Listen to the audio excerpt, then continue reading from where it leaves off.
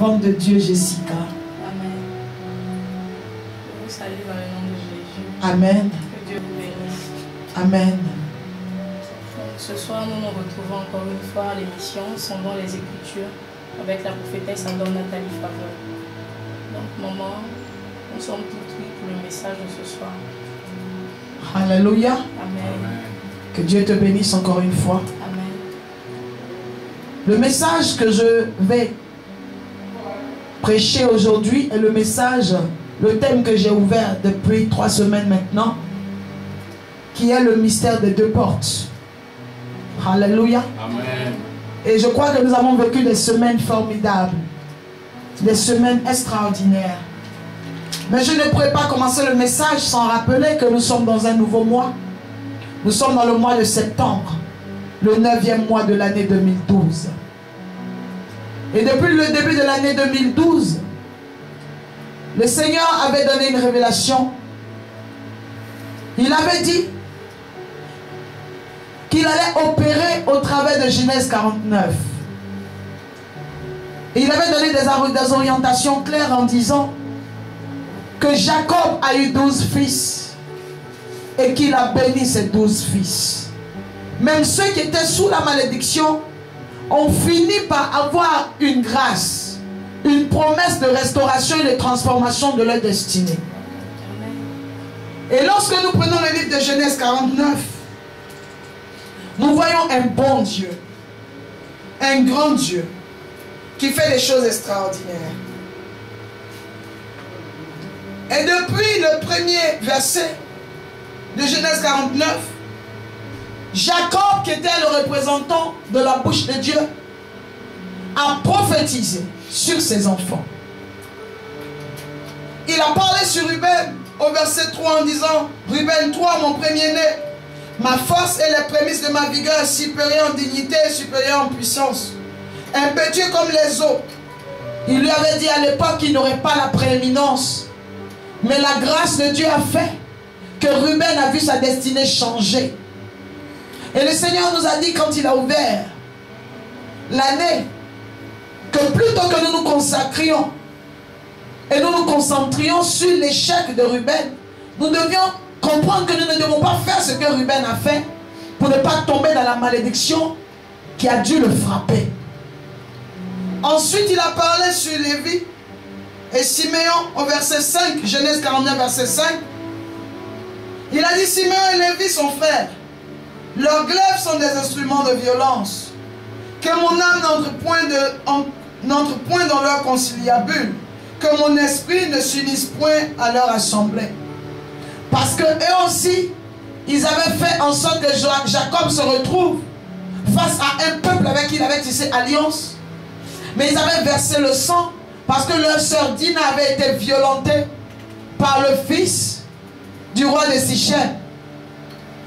Et malgré le fait que le roi de Sichem soit venu demander pardon à Jacob et que le fils du roi ait décidé de l'épouser afin qu'elle ne vive pas dans le déshonneur total, parce qu'elle était déjà dans le déshonneur, mais il cherchait à laver l'affront parce que le fils du roi de Sichem était tombé amoureux de la fille unique de Jacob qu'on appelle Dina. Mais elle aussi, elle avait vécu un problème parce qu'elle ne devait pas s'allier aux filles étrangères. Et elle était allée contre la parole de Dieu. Alors elle a été frappée de viol. Mais lorsque le roi de Sichem est venu voir Jacob, Jacob avait tissé une alliance en disant: il n'y a pas de problème. Mais les frères Siméon et Lévi avaient exigé quelque chose. Ils avaient dit: si vraiment le roi de Sichem voulait se faire pardonner et que son fils tenait à rentrer dans leur famille, il fallait qu'il se fasse circoncire. Et pour laver l'affront, nous avons vu le mystère de la circoncision. Un peuple étranger, par amour, a accepté de circoncire tout un peuple. Pour dire que lorsque nous décidons d'accepter la circoncision, le pardon doit venir automatiquement. Mais Simon et Lévi n'ont pas accepté. Au contraire, pour eux, la circoncision était un piège. Je dis à une personne que le fait que nous acceptons de nous faire circoncire n'est pas un piège de Dieu. Lorsque Dieu nous demande de circoncire notre cœur, lorsqu'il nous demande vraiment de changer, de libérer, de lâcher tout ce qui est à l'intérieur de nous qui n'est pas pour sa gloire, ce n'est pas parce qu'il veut nous rendre faibles. Ce n'est pas parce qu'il nous demande d'abandonner la colère qu'effectivement, c'est pour que nous puissions devenir des marchepieds des humains. Non, mais c'est parce que derrière cela, il y a une récompense, il y a une alliance qui naît. Et c'est cette alliance-là que le roi de Sichem voulait. Mais les fils de Jacob, Siméon et Lévi, en demandant qu'on fasse la circoncision, voulaient fragiliser ce peuple pour le frapper très fort.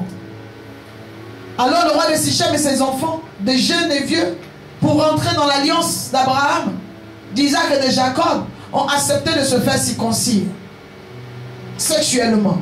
Alléluia.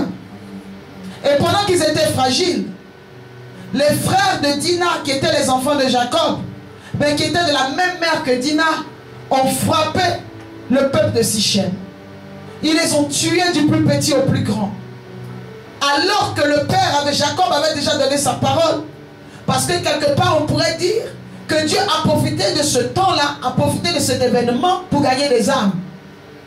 Des personnes avaient accepté de rentrer dans sa présence. Quel que soit le coût, quel que soit le prix que cela devait coûter. Alléluia. Alors en les tuant, Siméon et Lévi venaient de tuer des âmes. Venaient de tuer des fidèles de Dieu. Je vais profiter en même temps pour dire que Siméon et Lévi étaient des frères de même père, même mère, mais n'oubliez pas que Lévi était la tribu des sacrificateurs. Je vais en même temps donner un conseil aux sacrificateurs. Les âmes que nous gagnons aujourd'hui, ce n'est pas pour les détruire. Les personnes qui acceptent le Seigneur aujourd'hui, qui acceptent de se retourner contre leur famille et de se dépouiller de tout, malgré le fait qu'ils vivent dans un monde hostile à leurs nouvelles décisions, sont des âmes du Seigneur. Alléluia. Amen. Donc nous sommes censés les protéger, censés les garder et les fortifier dans la foi, pas les tuer.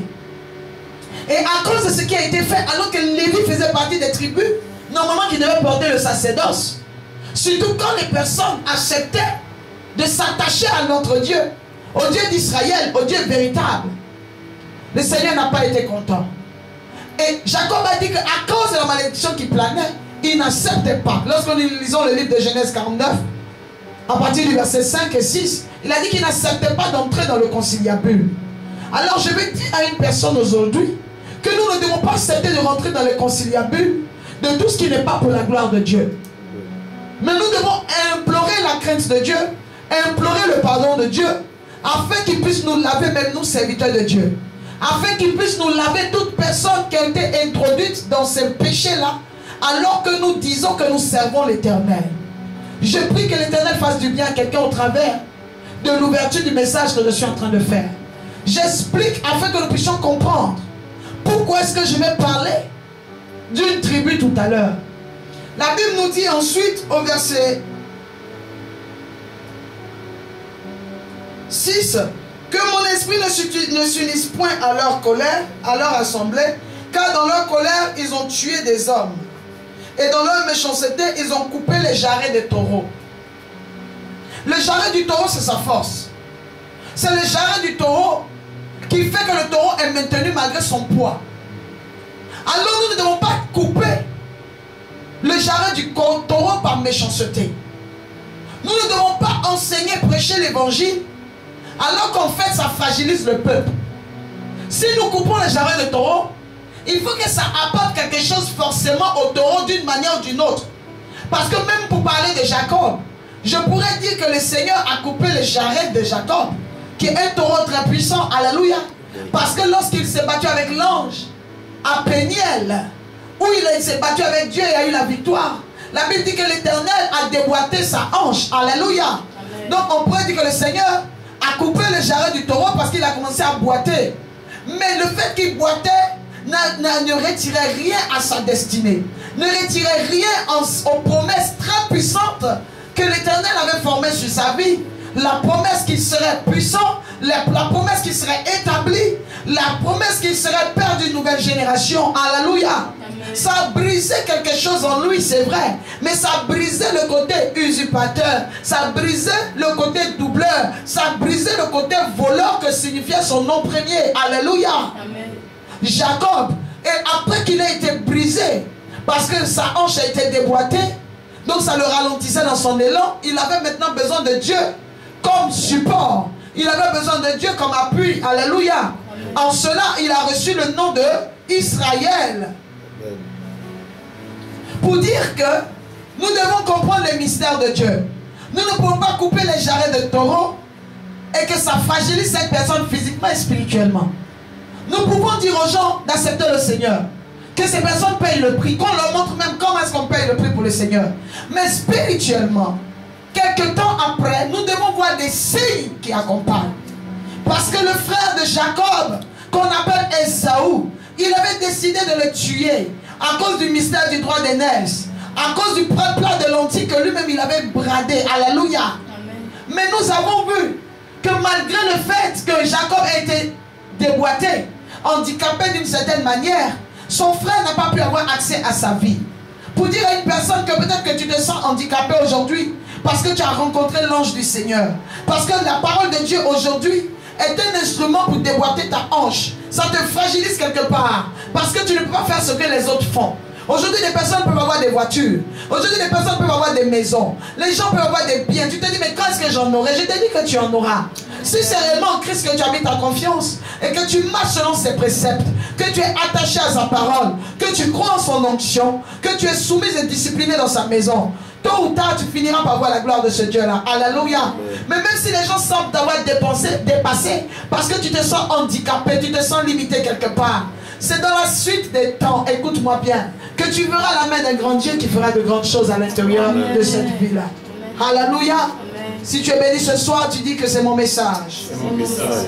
Quelqu'un est béni? Amen. Au verset 7, il dit, maudite soit leur colère quand elle est violente, et leur fureur quand elle est cruelle. Je les séparerai dans Jacob et je les disperserai dans Israël. Nous devons comprendre que si nous ne voulons pas être séparés et dispersés dans Israël, nous devons faire des choses qui ne sont pas contraires à la volonté de Dieu. Alléluia. Amen. Des fois même la colère que tu as contre le Seigneur, c'est une colère qui te disperse dans Israël. Des fois, le fait que tu boudes Dieu, des fois le fait que tu te révoltes contre le roi des rois, te ralentit dans ce que tu veux faire. Le fait même que tu gardes la rancœur dans ton cœur vis-à-vis de ton ami, de ton frère, de ton parent, de quelqu'un, ça te ralentit. Parce que c'est comme si tu as un habit blanc sur lequel tu ajoutes des taches noires. Quel que soit le modèle qui a été fait, on verra les taches. Alléluia. Notre foi chrétienne doit être sans taches. C'est vrai que ce n'est pas facile, mais lorsque tu portes un vêtement blanc, que tu passes dans un lieu où tu sens que quelque chose d'impropre peut s'attacher à ton vêtement blanc, tu fais tout pour éviter. Je viens dire à une personne, fais tout pour éviter la colère, fais tout pour éviter la vengeance, fais tout pour éviter ce qui n'est pas pour la gloire de Dieu. Mais une chose que nous ne pouvons pas éviter, c'est la bataille spirituelle. Le combat spirituel, il est légal. Mais la colère vaine ou la vengeance n'est pas légale. Mais dans la bataille spirituelle, il y a le combat. Dans la bataille, le combat spirituel, il y a la riposte. Mais la riposte, quand Dieu dit que c'est par la riposte que nous allons avoir la victoire. Dieu n'avait pas dit à Simon et Lévi qu'ils devaient se venger. Mais nous avons vu Jacob vaincre des peuples. Nous avons vu David vaincre des peuples par le combat parce que Dieu était dedans. C'est pour cela que nous devons toujours consulter le Seigneur avant de passer d'une décision à une autre ou d'un état à un autre. Alléluia. Et le Seigneur nous dira ce qu'il faut faire. Mon Dieu bénit une personne ce soir. Amen. Donc nous avons vu Ruben, le premier fils, Siméon et Lévi. Mais nous avons vu en plus ensuite que la gloire s'est manifestée dans la vie de Siméon parce qu'il a été couvert par l'onction de Lévi. Puisque Lévi ensuite a été appelé. Et nous allons voir dans la suite des temps que lorsque Dieu a appelé Lévi, il a appelé les sacrificateurs, il a parlé à Moïse. Il y a beaucoup de choses qui ont été dites, vous comprenez? Parce qu'on a demandé à ce qu'on fasse l'offrande de rachat. Il y a une offrande de rachat qui a été demandée par le Seigneur sur tous ceux qui étaient appelés au sacerdoce. Pour te dire aujourd'hui que par cette offrande de rachat, Lévi a couvert l'opprobre de Siméon. Aujourd'hui, nous avons besoin de serviteurs. Nous avons besoin d'appelés de Dieu. Nous avons besoin de personnes dans le sacerdoce pour couvrir la honte des Siméons de nos familles. Parce que dans la famille, tout le monde n'est pas appelé. Tout le monde n'est pas appelé à prêcher l'évangile. Tout le monde n'est pas appelé à vivre la gloire de Dieu. Que ceux qui sont appelés à servir Dieu, à prêcher l'évangile ou à être dans sa maison peuvent vivre. Alléluia. Amen. Mais nous pouvons couvrir. Notre grâce peut couvrir. nous pouvons poser des actions afin que nos frères et sœurs, nos pères, nos mères, nos neveux, nos oncles et toutes nos familles et amis puissent se retrouver dans la maison de Dieu couverts par notre grâce. La preuve, nous prions des fois et nous empêchons la mort dans nos familles, pendant que ceux même pour qui nous sommes en train de prier ne considèrent même pas la prière que nous faisons. N'empêche que cela opère. Je viens dire à une personne, maintiens-toi dans la maison de Dieu et Dieu maintiendra ton statut d'élevé. Amen. Au nom de Jésus. Amen. Donc j'ai parlé de Ruben, j'ai parlé de Simeon et Lévi. Alléluia. Et la quatrième tribu sur laquelle l'Éternel a prophétisé, je précise sur laquelle l'Éternel a prophétisé, parce que le livre de Genèse 49 nous parle de Dieu qui bénit dans une certaine dimension et un ordre chronologique. Mais l'ordre chronologique en fait n'est pas l'ordre de naissance des enfants de Jacob. Je tiens à préciser cela. Mais Dieu a béni selon ce qu'il voulait. Il a béni comme il voulait. Parce que Esaïe était le plus grand, Jacob était le plus petit, mais ça n'a pas empêché Dieu de bénir Jacob et que Esaïe se débrouille. Alléluia. Pour vous dire que Dieu aussi peut bénir, pas forcément par l'ordre de naissance. Dieu peut te bénir même si tu es le plus jeune. Dieu peut te bénir même si tu es le plus vilain. Dieu peut te bénir même si les gens ne comptent pas sur toi. Il va bénir sans tenir compte forcément de ceux qui tiennent à cœur aux humains. Alléluia. Je prie qu'une personne vive cette grâce ce soir. Amen. Je crois que le message fait du bien à une personne. Amen. Ça vous fait du bien? Amen. Alors recevez quelque chose. Amen. Lorsque le message fait du bien, il doit être accompagné d'une onction qui opère automatiquement. Amen. Parce que le message peut te faire du bien au cœur sans opérer. Alléluia. Je prie qu'une onction accompagne le bien que le message te fait. Amen. Donc, par ordre chronologique de bénédiction, Judas passe en 4e position. Alléluia. Amen. Genèse 49, verset 8. Judas, tu recevras les hommages de tes frères. Ta main sera dans la nuque, sur la nuque de tes ennemis. Les fils de ton père se prosterneront devant toi. Judas est un jeune lion, verset 9. Tu reviens du carnage, mon fils. Il ploie les genoux, il se couche comme un lion, comme une lionne. Qui le fera lever? Le sceptre ne s'éloignera point de Judas, ni le bâton souverain dans ses pieds, jusqu'à ce que vienne le Shiloh, et que les peuples lui obéissent. Il attache à la vigne son âne, et au meilleur cep, le petit de son ânesse. Il lave dans le vin son vêtement, et dans le sang des raisins son manteau. Il a les yeux rouges de vin et les dents blanches de lait. Alléluia. Amen. Je ne vais pas prêcher dessus parce que j'ai déjà prêché, mais je vais expliquer rapidement pour dire que la tribu de Judas, c'est la tribu de la royauté. Alléluia. C'est la tribu royale. C'est pour cela que vous avez vu que même quand Joseph s'est retrouvé en Égypte, il n'a pas été président, il n'a pas été roi, il a été premier ministre. Parce que il avait la principauté en lui. Alléluia. Joseph avait la principauté, pas la royauté. Des 12 enfants de Jacob, devenu Israël, c'est la tribu de Judas qui avait le droit de s'asseoir sur le trône suprême. Alléluia. La preuve, l'Éternel dit, tes frères se prosterneront devant toi. C'est-à-dire que toutes les autres tribus qui allaient venir allaient devoir se prosterner. Ça veut dire qu'il avait la royauté. On a libéré, la parole était libérée, que le sceptre n'allait pas s'éloigner de sa maison. C'est-à-dire le bâton de commandement, le bâton de souveraineté. Alléluia. La Bible dit que ses vêtements seront plongés dans du vin. Ça veut dire qu'il allait devoir marcher avec le sang de l'agneau. Son trône devra être bâti sur le trône de l'agneau, sur le sang de l'agneau. Alléluia. Pour dire aujourd'hui que même si il y a des rois qu'on établit, il y a des autorités qu'on établit, nous avons déjà vu dans la Bible des autorités établies, mais qui ont été gérées par le royaume de Dieu, gérées par le gouvernement de Dieu. Ce n'est pas parce que nous sommes en train de servir Dieu et que nous sommes en même temps chrétiens que nous ne pouvons pas avoir la royauté. Mais aujourd'hui, nous, Africains, en tant que chrétiens, nous revenons souvent même les trônes de chefferie, les trônes de royauté et tout, parce que ce n'est pas basé sur le sang de l'agneau, c'est basé sur un autre sang. C'est basé sur le sang des idoles, c'est basé sur le sang des adorations démoniaques. Alléluia. Mais nous avons vu l'Éternel qui a dit, alors que ça n'existait pas avant, les autres rois n'obéissaient pas au royaume céleste. Alléluia. Ils obéissaient aux lois terrestres et au royaume ténébreux. Mais nous avons vu un Dieu qui a décidé que la royauté n'allait jamais s'éloigner d'un peuple, d'une tribu. Il a parlé de la tribu de Juda. Alléluia. Il a parlé des hommages que cette tribu allait recevoir. Pour dire qu'aujourd'hui, une personne peut décider, un roi peut décider, s'il est vraiment établi. Parce que nous sommes appelés selon les desseins de Dieu. Alléluia. Nos parents peuvent avoir adoré des dieux étrangers, mais nous pouvons nous asseoir sur le trône et devenir de vrais chrétiens. Alléluia. Amen. En mettant le royaume de Dieu devant. Ça n'empêchera pas que nous puissions prendre des décisions concernant le royaume. Ça n'empêchera pas que nous puissions prendre des décisions qui vont arranger le peuple. Ce n'est pas forcément honnête. Ce n'est pas tous les matins en égorgeant un mouton que le roi prend des décisions. Il prend des décisions selon son caractère. Il prend des décisions selon l'intelligence que Dieu lui a donnée.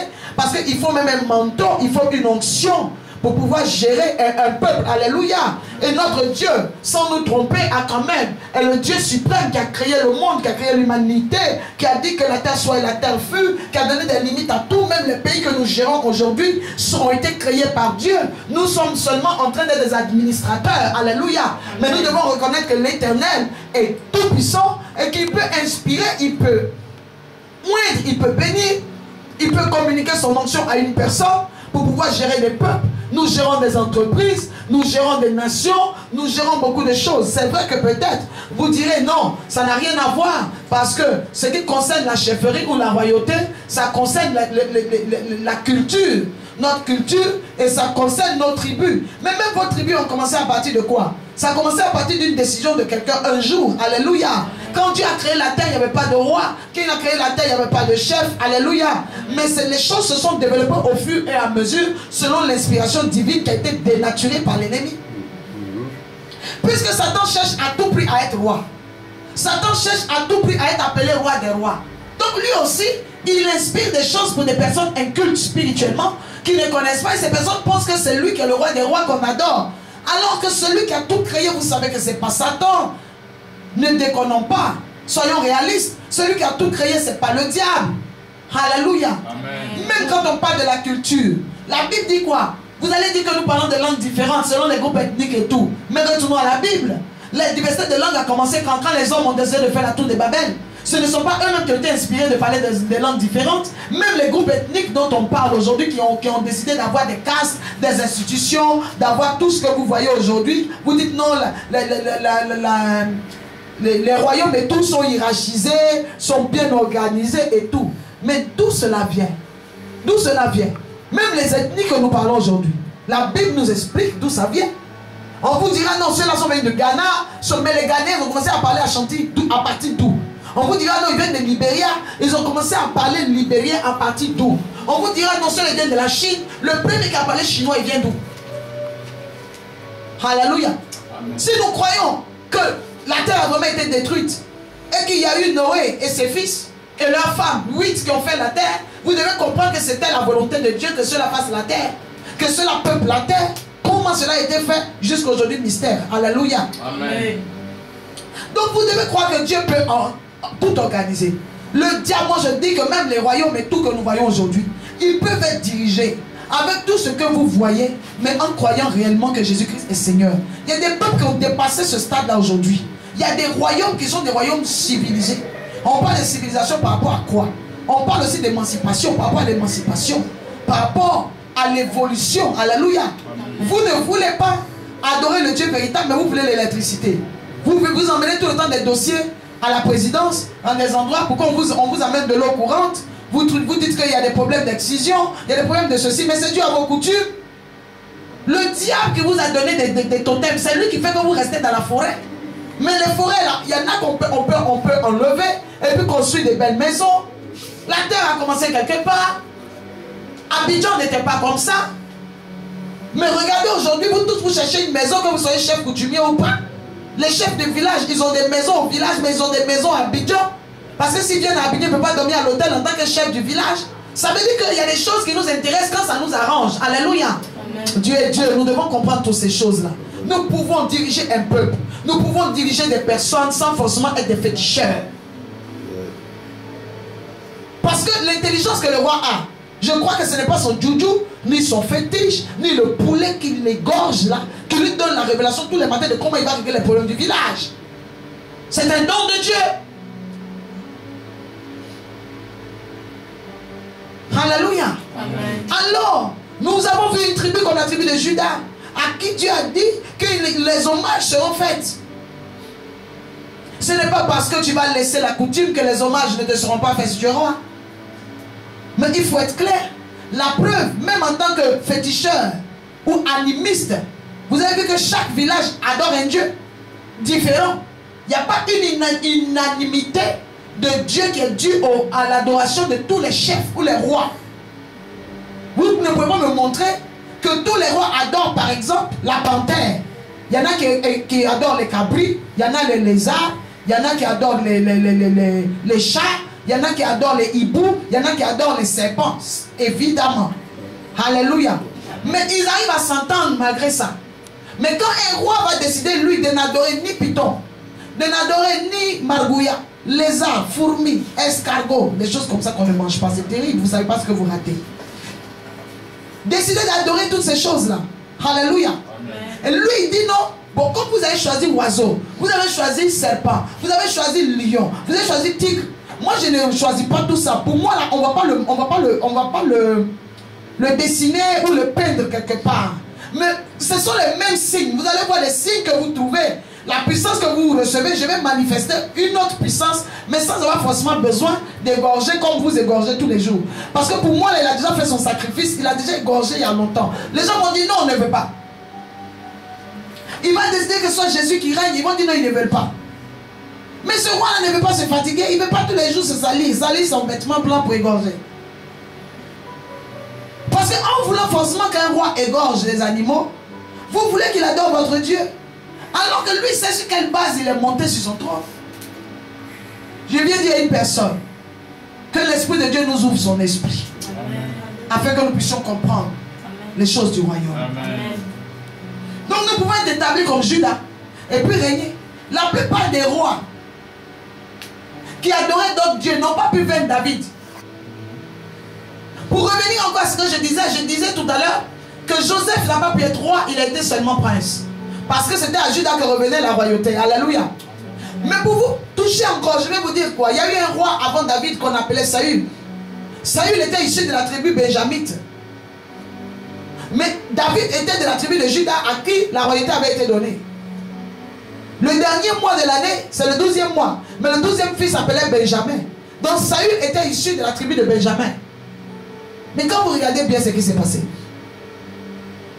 vous allez vous rendre compte que Saül n'a pas pu gérer. Mais David est monté sur le trône parce que c'était son onction. C'était une onction qui l'accompagnait. Alléluia. Je parle bien. Amen. Mais vous voyez maintenant David, vous parlez encore de la royauté. Nous sommes tous dans le mystère des portes. En enseignant, vous devez comprendre quelle porte fermer à partir d'aujourd'hui. Même dans votre esprit, dans votre fonctionnement, votre manière de réfléchir, il y a des portes que vous devez fermer. Des portes à l'intérieur desquelles il y a des bêtises qu'on nous a apprises qui ne sont pas forcément conformes à la parole de Dieu. Parce que nous devons comprendre que quand moi je monte sur la chair, je parle la parole à partir de la parole de Dieu parce que c'est ce en quoi je crois. Amen. Tout le monde peut ne pas me suivre, mais il y en aura qui me suivront et c'est ce que le Seigneur recherche. Gagner des âmes. Alléluia. Amen. Pour dire quoi? Que David allait en combat en acceptant de s'asseoir sur ce trône-là, d'adorer le Dieu que Jacob lui a communiqué. Il a accepté de s'asseoir sur ce trône. Mais écoutez, il se battait contre des peuples qui n'avaient pas accepté ce même Dieu. Qui avaient accepté les dieux que nos parents ont acceptés aujourd'hui. Mais ça n'a pas empêché ces peuples-là d'être vaincus. David les a battus à plate couture. David a renversé, a humilié, a soulevé les rois, les a humiliés publiquement. Leurs dieux n'ont pas pu intervenir. Je viens dire à quelqu'un, tu veux oser avec Dieu. Dieu t'a appelé. Dans ta destinée, il y a une destinée de royauté. Tu peux recevoir cette onction de la tribu de Judas qui te permettra de servir Jésus fidèlement en étant assis. C'est toi qui es le roi qui emmène des décrets. Alléluia. Il y a ce qu'on appelle la suprématie. Le roi, quand il est assis, même s'il a des conseillers et tout, il a la capacité de changer. C'est pour cela que le dernier mot lui revient. J'ai dit à une personne, tu peux t'asseoir sur le trône. Peut-être que tu n'as jamais vécu ce que moi j'ai vécu avec ce Dieu. Peut-être que tu n'as jamais été sauvé par la main de ce Dieu. Peut-être que tu n'as jamais vécu la sorcellerie qui a tout essayé, qui ne rate jamais dans la famille, mais qui a raté sur toi. C'est quand tu vas commencer à vivre ces choses-là que tu vas comprendre que je n'ai pas dit que les sorciers n'existent pas. Ils existent, mais ils ont des carrefours. Ils ont des limites. Mais une personne qui n'a jamais réellement expérimenté Dieu. Des fois, vous voyez des gens très malades qui sont hospitalisés. On pronostique, on dit ces personnes sont déjà mortes. Même des pasteurs, des hommes de Dieu prient, des gens prient. Ce n'est pas du mensonge. On voit même que l'âme de la personne a déjà été partagée. Et le Seigneur va prendre l'âme de la personne, il remet cette âme-là dans le corps de la personne. Il remet le cœur. La personne reprend vie. Des personnes qui ont fait 7 ans dans le coma qui se réveillent. Ce n'est pas un joujou, ce n'est pas un fétiche. C'est une alliance avec un Dieu. Il y a des personnes extraordinaires. Il y a des personnes phénoménales. Alors je prie que Dieu suscite un phénomène au milieu de chaque tribu qui viendra pour être l'instrument de transformation et de renversement des fauteuils démoniaques. Au nom de Jésus. Amen. Ça dépend de ce à quoi tu as appelé. Mais je dis, je prie que le message que je prêche suscite des héros de la foi. Des personnes qui se lèveront. Il y a des tribus aujourd'hui qui ont consacré leur peuple à Dieu. Nous avons vu publiquement l'Ouganda qui a consacré sa nation à Jésus-Christ. Alléluia. Amen. Ils ont vécu tellement de problèmes. Et ce pays a été placé parmi les meilleurs en VIH. Après qu'ils aient posé cette action prophétique, on a vu des guérisons miraculeuses. Le Seigneur a commencé à retirer la plaie, la malédiction qui frappait ce peuple-là. Il y a beaucoup de choses. Le peuple kenyan, aujourd'hui, ils sont en train, c'est vrai qu'il y a beaucoup d'animisme encore, mais vous voyez qu'il y a beaucoup de conversions. Les personnes qui décident d'aller évangéliser les anglophones, ils vont jusque dans la forêt, ils vont évangéliser les Maasai, ils vont évangéliser ces personnes acceptent Christ. Comment est-ce qu'on peut expliquer quelque chose comme ça à des personnes qui étaient ancrées, qui ne sont jamais venues en ville, ancrées dans leur tradition, et que ces personnes acceptent le Seigneur? Et que vous qui vivez en ville, continuez d'être des animistes et des féticheurs. Il faut vraiment que l'Esprit de Dieu touche le cœur de quelqu'un. La tribu de Judas, la tribu des héros, la tribu des rois. Alléluia. Amen. Et la Bible dit qu'il est comme une lionne. Quand il est assis, qui peut le faire lever? Pour dire que lorsque l'Éternel décide de te donner un trône et que tu t'assois dessus, si réellement tu es en conformité avec l'Éternel et que tu es grand spirituellement, on ne peut pas te faire lever. Tu mourras le jour où Dieu a décidé. Mais ce ne sont pas les attaques et les combats qui vont te tuer. Tous les jours, l'ennemi cherche à te tuer. Tu es vivant. Quand on arrête de nous blaguer. Moi, je ne vis pas aujourd'hui parce qu'un démon a pitié de moi. Le démon n'a pas pitié. Je ne suis pas en vie aujourd'hui parce que les sorciers ont pitié ou ils sont en vacances. Ils ne prennent jamais des vacances, c'est parce qu'ils sont vaincus, c'est tout. Sinon, s'ils ont l'opportunité, ils vont te tuer même pendant que je parle. Mais c'est parce que l'Éternel a interdit, il lui a donné des limites qu'il ne peut pas dépasser. Alléluia. Amen. Parlons peu, parlons bien. Dieu est le Tout-Puissant, le Roi des Rois. Lorsqu'on parle de Dieu, on mélange tout. Précisément Jésus-Christ de Nazareth. Alléluia. Amen. Que mon Dieu bénisse une personne.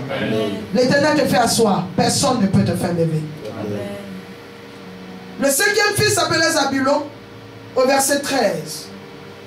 Il habitera sur la côte des mers. Il sera sur la côte des navires et sa limite s'étendra du côté de Sidon. Zabulon a eu une grâce extraordinaire. La 5e bénédiction est revenue à Zabulon, qui avait la possibilité de dépasser les frontières. Et lorsque j'ai prêché sur Zabulon, j'ai dit que Dieu nous donne une capacité de dépasser les frontières. On dit qu'il dépassera les limites.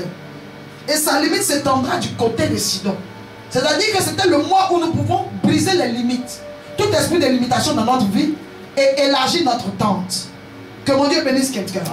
Le 6e enfant, la 6e bénédiction est revenue à Issachar.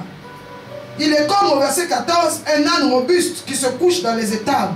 Il voit que le lieu où il repose est agréable et que la contrée est magnifique et il coupe son épaule sous le fardeau.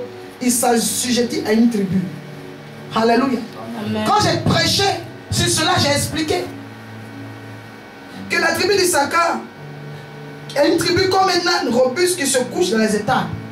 J'ai dit que c'était une tribu qui était très très favorable à tout ce qui est animalier. Alléluia. Amen. C'était très favorable en cette période-là. Le 6e fils. C'était très favorable. La moisson. Très favorable. La 6e bénédiction. Très favorable. Par rapport à tout ce qui est agriculture et moisson. Tout ce qui est animal. Alléluia. Mais la 6e tribu a été bénie. Mais quand vous lisez bien, on parle d'un âne. Issachar. La 6e bénédiction. Mais Jésus est la Vierge a été visitée au 4e mois. Au 6e mois. Et on parle d'un âne et on parle de l'étable. Jésus est né dans une mangeoire. Il y a trop de mystères. Alléluia. Mais on dit il se soumet. C'était moi ou des personnes. C'était le mois de juin. Des personnes qui avaient décidé réellement de se soumettre à l'Éternel. Ces personnes allaient finir par moissonner. Alléluia. Amen. Nous avons eu la 7e bénédiction de Dan. Il jugera son peuple comme l'une des tribus d'Israël. Dan sera un serpent sur le chemin, une vipère sur le sentier, mordant les talons du cheval pour que le cavalier tombe à la renverse. J'espère en ton secours, ô Éternel. C'était le 7e mois, le mois de juillet, où on a parlé de Dan. C'est là que j'ai parlé de la justice. Alléluia. Amen.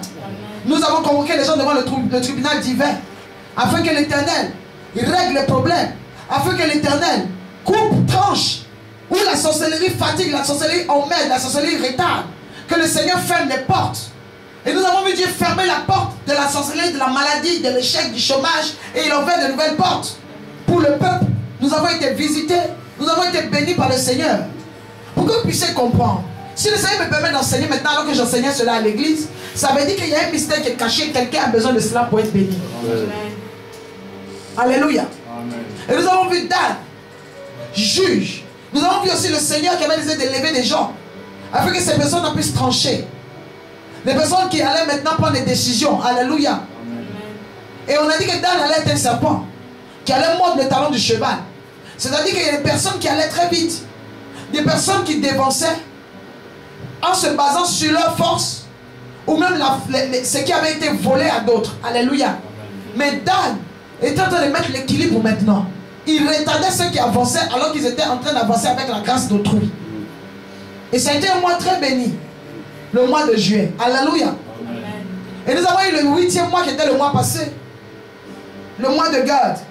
Gad sera assailli par des bonnes armées, mais il les assaillira et les poursuivra. Ça a été un mois de combat. Vous allez voir que partout, il y avait vraiment les combats. Il y a eu des attaques partout. Même dans votre nation, vous avez vécu cela.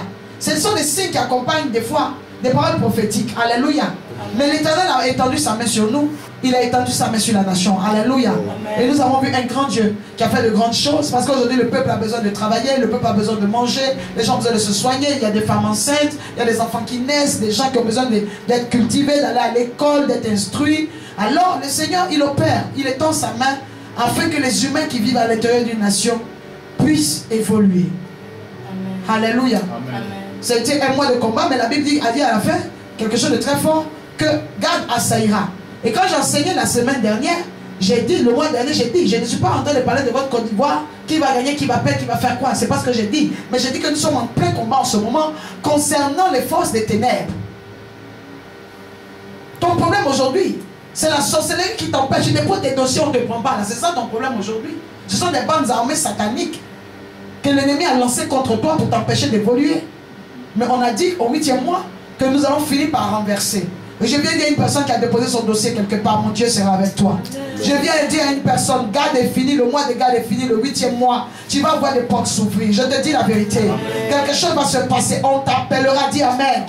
Une porte s'ouvrira, on t'appellera, on te bénira. Je te dis qu'il y a des choses que tu n'as pas eu le mois dernier, que tu auras ce mois. Je dis à une personne, le mois qui va commencer n'a rien à voir avec le mois qui est fini. Mais il y a eu des promesses. Le Seigneur n'a pas dit que le mois qui est passé allait être un mois où tu allais finir dans la défaite. Tu vas pouvoir vivre des choses, c'est vrai. Mais à la fin, l'onction qui a gouverné à la fin du mois, c'était le mois où tu reprenais contrôle. Amen. Gad les poursuivra et les assaillira. Alléluia. Amen. Que mon Dieu bénisse encore une fois une personne. Amen. Et nous sommes maintenant au 9e mois. Afin que tu puisses comprendre ce que je vais t'enseigner pendant 15 minutes. Azer. La 9e bénédiction après le combat Dieu établit quelqu'un. Le mois de septembre est un mois où Dieu a décidé d'établir quelqu'un quelque part. C'est un mois où une personne qui a bien fait le combat spirituel le mois dernier doit voir les choses s'ouvrir. Écoute-moi bien.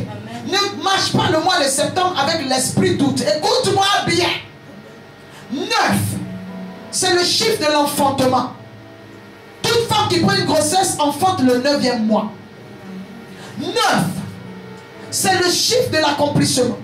Parce qu'à la 9e heure, Jésus a dit tout est accompli et il rendit l'âme. Il n'a pas rendu l'âme avant que tout ne soit accompli. La Bible dit que le ciel s'obscurcit, la terre trembla, les sépulcres s'ouvrirent. Ça veut dire qu'au 9e mois, le ciel doit s'obscurcir sur nos ennemis. Dis Amen. Au 9e mois, tout est accompli. Des tombeaux, des tombes au travers desquels on avait gardé tes bénédictions captives. Des projets de Dieu, ta vision, ton appel, ta santé, ta restauration, tes finances, ton élévation, la gloire, les projets de Dieu, tes prophéties. Ces tombeaux-là, ces tombes-là doivent s'ouvrir. Parce que tout est accompli. C'est le mois où tu peux accomplir des choses que tu n'as pas accomplies pendant 8 mois. C'est le mois où tu peux accomplir des choses que tu n'as pas accomplies depuis que tu es né. J'ai dit ce mois, crois. Ce mois, c'est un mois où tu dois croire en toi. Même si personne ne croit en toi, tu dois croire en toi. Parce qu'au cours de ce mois, il y a une promesse. Au cours de ce mois, il y a une prophétie. Je viens dire à une personne, si tu vois que Dieu n'est pas dans quelque chose, ne crois pas parce que ça n'arrivera pas. Mais lorsque Dieu est dans quelque chose, tu dois croire. Tes ennemis sont obligés d'échouer parce que Dieu n'est pas dedans. Tes ennemis sont obligés d'avoir leur projet échoué, de voir leur projet échouer parce que Dieu n'est pas dedans. Écoutez-moi bien. Tout ce dans quoi Dieu n'est pas échoue. Je sais que mes ennemis vont échouer. Je sais qu'ils ont déjà échoué. Parce que Dieu n'est pas dans leur projet. Dieu dit, je connais les projets que j'ai formés. Les projets que j'ai formés sur toi. Pas les projets que l'ennemi a forgés sur toi. Mais les projets que moi, Dieu, j'ai formés sur toi. Je connais. Je sais. L'ennemi ne peut pas rendre Dieu amnésique. Parce que l'ennemi veut faire en sorte que Dieu oublie ce qu'il a dit sur nous. Il ne peut pas être amnésique parce qu'il est. Il est, je suis. Il est le commencement et la fin. Il n'a ni commencement et ni fin. Alléluia. Il dit, je connais le projet. Une manière de dire, reste tranquille. Une manière de dire, ne panique pas. Une manière de dire, ne te décourage pas. Une manière de dire, ne baisse pas les bras. Même si l'ennemi t'attaque, je connais les projets que j'ai formés sur toi. Même si le célibat te poursuit, je connais les projets que j'ai formés sur toi. Même si la sorcellerie veut t'empêcher de travailler, je connais les projets que j'ai formés sur toi. C'est que les projets des ennemis est en train de prophétiser. Ce sont des prophéties de Baal. Ce sont des prophéties de mensonges. Le mensonge est pressé, mais la vérité prend son temps. Mais la vérité finira toujours par rattraper et dépasser le mensonge. Peut-être qu'aujourd'hui le célibat, l'échec, la maladie est en train de te poursuivre. La pauvreté est en train de te poursuivre. Et c'est tellement pressé, c'est accéléré dans ta vie. Mais je te dis que la vérité, c'est la parole de Dieu. Il a dit tu travailleras. Le travail va rattraper le chômage et va dépasser le chômage. Il a dit tu te marieras. Le mariage va rattraper le célibat et dépasser le célibat. Il t'a dit tu prêcheras. La prédication, l'appel de Dieu, la mission de Dieu, la grâce de Dieu va rattraper le non-accomplissement qui est dans ta vie et le dépasser. Je connais les projets que j'ai formés sur toi. Projet de bonheur et non de malheur, il précise. Et un avenir d'espérance. Azer, la 9e bénédiction, la 9e prophétie après Gad. Genèse 49, verset 20. Azer produit une nourriture excellente. Il fournira les mets délicats des rois. Certaines versions disent les plats raffinés. Ce mois, c'est un mois de productivité. C'est un mois de délicatesse. Ce n'est pas un mois de brutalité. Tout ce que tu vas faire cela avec la classe. Azer produira. C'est un mois où on ne dit pas le nom des rois. C'est Azer qui est célèbre. Je dis à une personne, ce mois ne te néglige pas. Genèse 49, verset 20 te parle. Le mois dernier, c'était le mois de Gad. Tu as vu Gad même être victime. Tu as vécu ça en direct. Pourquoi est-ce que le verset maintenant 20 va mentir? Pourquoi est-ce que le verset 20 va échouer? Au verset 19, on a dit qu'il y allait avoir des assaillants. Tu as vu l'ennemi t'assaillir. Tu as vu la sorcellerie t'assaillir. Tu as vu la malédiction te poursuivre. Mais pourquoi est-ce que ce mois, Dieu dit que tu produiras et tu doutes? Azer produira une nourriture excellente. La nourriture excellente, les dons excellents, le talent excellent que l'ennemi n'a pas voulu qu'il sorte. Ce mois, il ne peut pas empêcher. Parce qu'on dit qu'il va produire. Azer, toi-même, tu deviens un problème. Je dis, tu vas avoir l'intelligence qui va commencer à sortir de tes cheveux. Tes cheveux vont pousser tellement rapidement. Tu vas commencer à transpirer anormalement. Parce qu'il y a trop d'intelligence en toi. Il y a trop de projets en toi. Les projets là vont commencer à sortir par tes narines, sortir par tes yeux, sortir par tes pores. Parce que ça ne peut plus rester. Ton onction de femme mariée va se réveiller ce dernier jour. Dis amen. J'ai dit ton onction de voyageur va se réveiller. L'ennemi ne pourra pas empêcher que tu fasses ton passeport. Il ne pourra pas empêcher qu'on te donne le visa. Il ne pourra pas empêcher que tu aies l'argent. Il ne pourra pas empêcher que tu aies le séjour. Il ne pourra pas empêcher que tu aies l'emploi. Les mois passés sont les mois passés. La 9e bénédiction, c'est Azer. Azer produit. Alléluia. Et on dit il fournira. C'est un mois où tu vas fournir. La porte de la malédiction doit être fermée. Il faut que la porte, les deux portes ne peuvent pas être ouvertes en même temps. Je suis en train de faire finir le message pour aujourd'hui en te disant, le mystère des deux portes opère toujours. Mais tu ne peux pas vivre le mystère des deux portes si tu ne fermes pas l'une d'entre elles. Amen. Alléluia. Amen. C'est pour cela que les 2 semaines avant, je t'ai expliqué pourquoi il faut fermer les portes. Alléluia. Amen. Nous allons aller rapidement dans le livre d'Ézéchiel, qui est notre texte de base depuis 3 semaines. Ézéchiel 9, verset 16. Ézéchiel 9, verset 16 dit quoi? Et il me conduisit dans le parvis intérieur de la maison de l'Éternel. Dans le parvis intérieur de la maison de l'Éternel. Et voici à l'entrée du temple de l'Éternel, entre le portique et l'autel.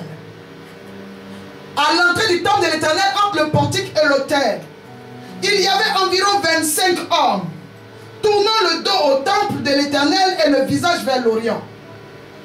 Je répète, Ézéchiel 8, verset 16. Et il me conduisit, moi, Ézéchiel, dans le parvis intérieur de la maison de l'Éternel.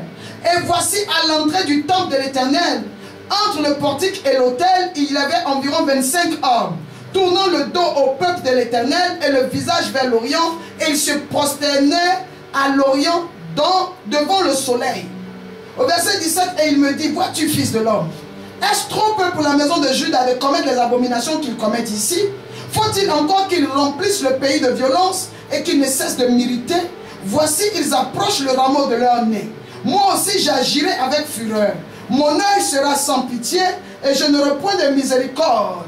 Quand ils crieront à haute voix à mes oreilles, je ne les écouterai point. Pour dire quoi? Il y avait dans la maison de l'Éternel 25 hommes. Alléluia. Mais je vais te dire quelque chose de très fort. L'Éternel n'a pas montré les 25 hommes en sautant le Ézéchiel 8, verset 13. Il a dit à Ézéchiel, allons, poussons dans la révélation, que je te montre des abominations plus grandes. Alléluia. Le Seigneur ne peut pas nous fermer la porte démoniaque sans qu'on ait cerné tous les contours des problèmes. La 9e bénédiction qui a été donnée à Azer est là. Azer produira une nourriture excellente. Il produit une nourriture excellente. Genèse 49, verset 20. Et il fournira les mets délicats ou les plats les plus raffinés au roi. C'est une prophétie qu'on ne peut pas changer. C'est une prophétie que l'ennemi ne peut pas envoûter. Même si le diable est fâché, comme on dit en Côte d'Ivoire, il ne peut pas venir enlever ce verset de ma Bible. Quelle que soit la manière dont il est diable, quelle que soit la manière dont il est démon, Satan, ou tous les noms qu'il veut porter, Lucifer, ou tout ce que vous voulez, il ne peut pas enlever ce verset de ma Bible. Il ne peut pas enlever l'onction qui est dans ce verset. Il ne peut pas enlever l'exaucement qui est dans ce verset. Mais la seule chose qui peut faire que ce verset n'opère pas dans la vie des chrétiens, c'est qu'il soit dans la maison de Dieu, mais en position d'abomination. Ézéchiel 8, verset 13 dit, je te montrerai des abominations plus grandes. Il va au verset 16, on dit, il y a 25 hommes des anciens de la maison de Juda. Ils ont quitté dehors avec leurs abominations. On dit qu'ils sont arrivés dans le parvis intérieur. C'est-à-dire qu'ils sont rentrés dans l'église. Ils sont rentrés dans le temple.